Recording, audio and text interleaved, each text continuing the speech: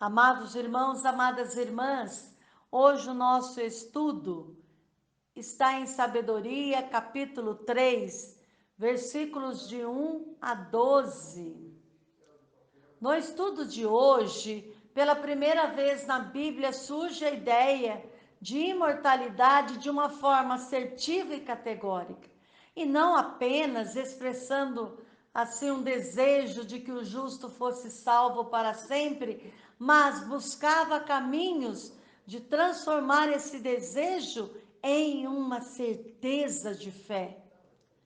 A filosofia grega, ela forneceu ao autor do livro da sabedoria conceitos que expressam de uma forma mais exata o desejo do justo.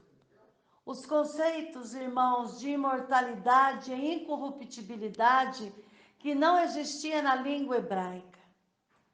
Escrevendo em grego, mas com a cabeça hebraica, o autor do livro usou os termos da filosofia helênica para se expressar mais exatamente. Mais do que apenas defender a vida pós-morte, o sábio autor do livro da sabedoria, ele enfatiza um tipo de fé revolucionária que carrega a seguinte convicção: os justos viverão para sempre e os injustos serão aniquilados. Em consonância com a defesa do estilo de vida das pessoas justas, se afirma outra utopia revolucionária: os justos governarão as nações e Deus reinará para sempre sobre eles. Esse tipo de fé é imprescindível para sustentar a caminhada e a luta de quem se dedica a viver na contramão do sistema opressor. No nosso caso, o sistema do capital, pois mostra que vale a pena ser pessoa justa e dedicar-se à construção de uma sociedade justa e solidária. Isso, irmãos, é verdadeiro, isso é libertador. E certamente não exclui a fé e a esperança na imortalidade pessoal de cada justo, que se expressa em muitos salmos e até mesmo no próprio livro de Jó. Lá em Jó 19 diz assim: eu sei que o meu Redentor está vivo e que no fim se levantará acima do pó.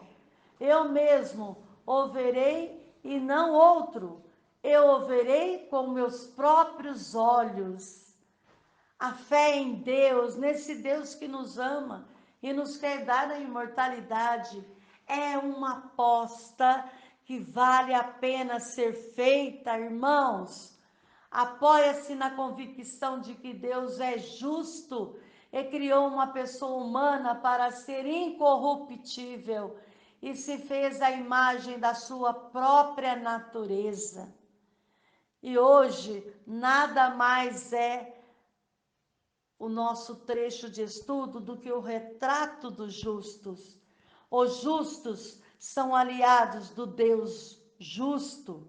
Sua ligação com Deus é testemunhada pelo conhecimento que dele tem, comprovado pela obediência prática à sua lei, que os leva a praticar a justiça.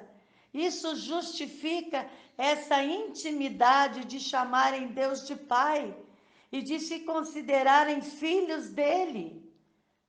A consequência é que, em outras palavras, a alma ou a vida dos justos está com o Deus justo e dele depende. Como a justiça é imortal, também os justos serão imortalizados, eternizados na vida do próprio Deus. E é o que pensavam os injustos.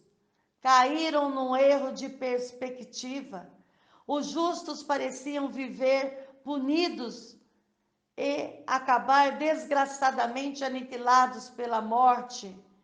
Que sofrem muito, é fato, porém, não porque Deus os tivesse castigado, não, e sim porque os justos, os injustos, os oprimiam, os exploravam, perseguiam física e moralmente e por fim os matavam.